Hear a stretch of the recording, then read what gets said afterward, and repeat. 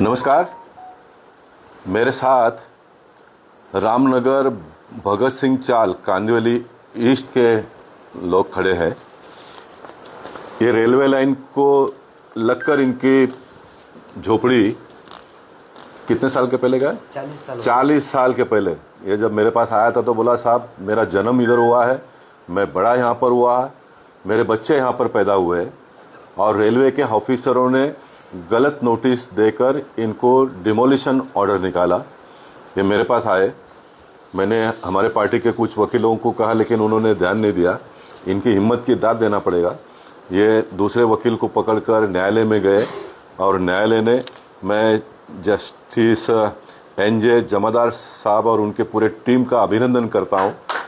उन्होंने रेलवे के लोगों ने जो नोटिस दिया वो गलत नोटिस दिया, इस प्रकार का जजमेंट दे दिया और ये 20 लोगों का घर आज बच गया है। 20 लोगों का घर बच गया है और ये बचने के पीछे बहुत कारणों में एक कारण का मैं उल्लेख ये करूँगा कि जब माँ बाप अपने बच्चों का नाम रखते हैं या तो फिर जो बस्ती होती है वो बस्ती का नाम लोग रखते हैं। मैंने मेरे बस्ती का लोकमान्य तिलक रखा था और मैंने फिर लड़ाई लड़ी।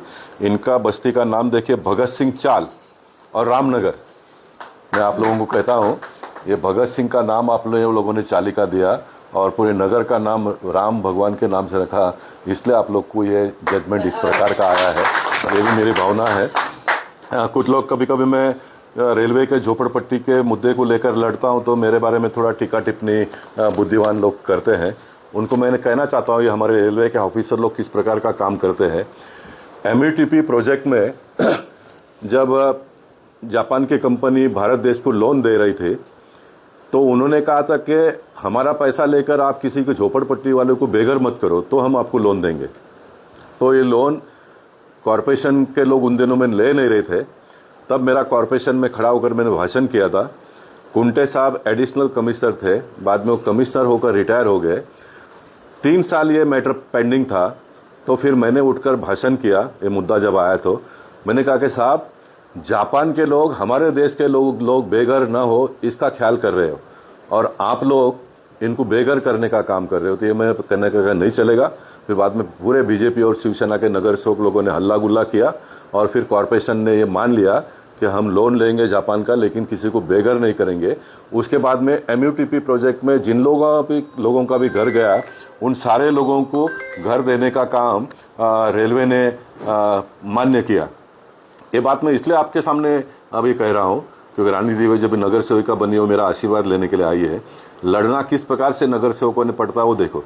अब ये ऑफिसर लोग का इनका माइंड देखो कैसा चलता है। अभी ये लोग क्या कर रहे हैं, जो प्रोजेक्ट को METP में लेना है वहाँ के झोपड़पट्टी वालों को नोटिस देकर पहला तोड़ देते हैं, बाद में लोन लेते हैं।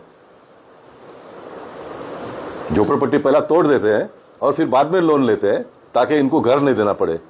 ऐसे ऑफिसरों को ढूंढ कर लोकशाही में नगर सेवक, आमदार और खासदार ने लड़ना चाहिए, तो ये भारत देश की लोकशाही आबादित रहेगी।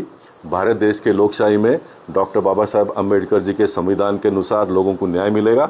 नहीं तो ये सारे बुद्धिमान लोग इस तरह से लोगों को हैरान परेशान करते रहेंगे। ये अभी हमारे देश में जो ब्यूरोक्रेटिक सिस्टम चल रहा है, ये मैं मानता हूँ कि मुगल और अंग्रेजों से भी जालिम वृत्ति के लोग हैं। माफ़ करना मैं अगर गलत कहता हूँ तो मुझे फ़ोन करके कह दो ताकि मैं मेरा कामकाज बंद कर दूंगा। मैं नहीं करूंगा बिल्कुल काम अगर मैं गलत कहता हूँ। अगर मैं सही कहता हूँ तो मेरा हिम्मत को दाद देकर मुझे आप अप्रिशिएट किए कि आप सही कहते हो करके, तो ये गरीबों को न्याय मिलेगा। तो कहाँ जाएंगे ये, किसके लिए लोकशाही? और ऐसे समय पर जब हमारे देश के प्रधानमंत्री हक का पक्का घर देने की बात करते हैं, जिनके पास घर नहीं उनको, लेकिन दूसरी जगह पर ये ऑफिसर लोग जिनका घर है उनको बेघर करने का काम करते हैं, मैं भगत सिंह चाली के लोगों को, रामनगर के लोगों को धन्यवाद इसलिए देना चाहूँगा।